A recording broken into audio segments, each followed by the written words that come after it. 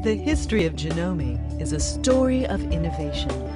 It began more than 90 years ago with the idea of one man, and now has grown into a sewing machine company spanning the globe.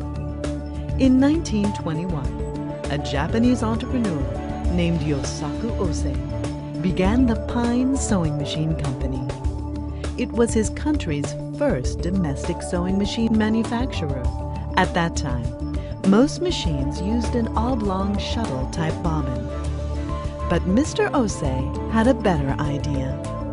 His machines used an innovative round bobbin, a design that improved speed and efficiency. This unique round bobbin reminded people of a snake's eye, and it soon earned the affectionate nickname, Eye of the Snake. In Japanese, Janome. This innovation proved so popular that in 1935, the name Janome was established as an official trademark. And in 1949, the company name was changed to the Janome Sewing Machine Company.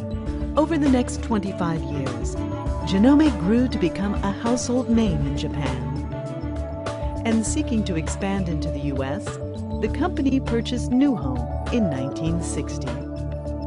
Since then, the company has established divisions in Canada, Mexico, Europe, Australia, and New Zealand, as well as agents in Africa, Central and South America, and throughout the Pacific Rim of Asia. As it has grown, Janome has given the sewing industry many firsts. With the first research center for sewing machines in 1964. The first programmable computerized machine in 1979. The first professional-style home embroidery machine in 1990. And the first home embroidery machine to use technology developed for high-precision robotics. At Janome, we're proud to say that with each development, we've brought more sewing enjoyment for our customers. Each major step in our history has come through innovation, and we can hardly wait for what's coming next.